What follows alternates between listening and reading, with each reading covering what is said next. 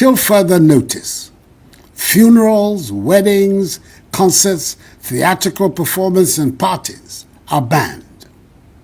Private burials with no more than 25 people can take place with the enforcement of the social distancing, hygiene, and mask-wearing protocol. This 26-year-old man is quite troubled. This is because he has had to cancel plans for his wedding reception. The plan was to have a garden wedding on February 13, which will accommodate about 200 people. Family and friends from abroad had arrived days before the president's address that issued the new directives on social events. Many flyers of the wedding had also been circulated on social media for the special day. The family had made arrangements for food, decoration, chairs and tables, drinks amongst others. But after the president's directives, the plans had to change.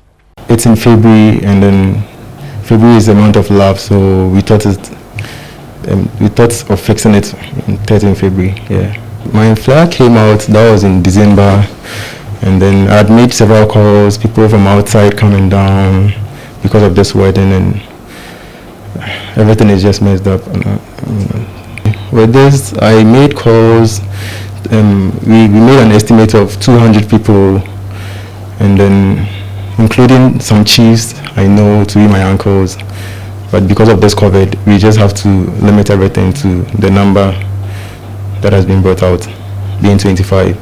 Per the directive, social events like receptions that are a part of wedding ceremonies are banned. For me, hearing that I was cool, but then I wasn't cool because of the amount invested in this, and she wasn't cool because she had already told her friends that, you know, ladies, they want, for 21st century, they want to make a big wedding for people to get to know. They've also done it. So she was really worried. That was all.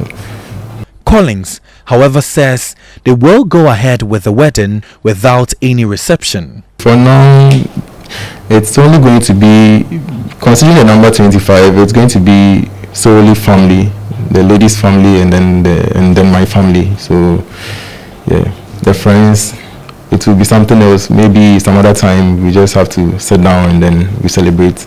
Those who had planned, some coming from outside, and then they have to return because it's a directive from the president, and then we don't have any other option.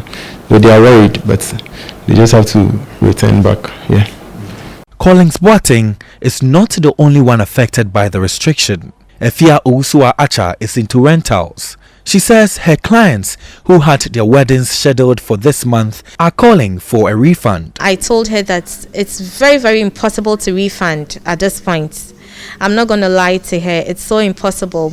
But I'm just pleading with her that she has some patience. We should all exercise patience because this is just unfortunate. I mean, and this has to come because it's for the greater, success of all of us. I mean, so that we will all survive. That is what the president wants for all of us. Francisco APENU COFIE is the CEO of Cake Elements. He is faced with a similar challenge. I had one wedding outside Accra, which is a destination wedding.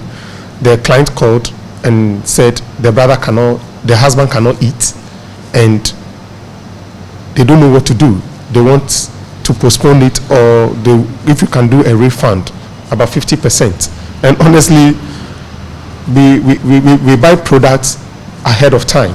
So doing a 50% repayment is going to affect the business because we have workers that we pay. Now, this morning a client also called and says that, look of things, she can't come for the money. So what she has to do is that she just has to go to the court and sign. Then I should just bring the cake to the house. Stakeholders in the events sector want government to revise the directive to sustain their businesses. Interactions with some stakeholders have shown just one plea, and that is for government to put a cap on the number of people who will attend parties and weddings, and also to enforce stricter adherence to the safety protocols than to totally ban weddings and parties. Reporting for Citi News, my name is Kweku Ediama Ansah.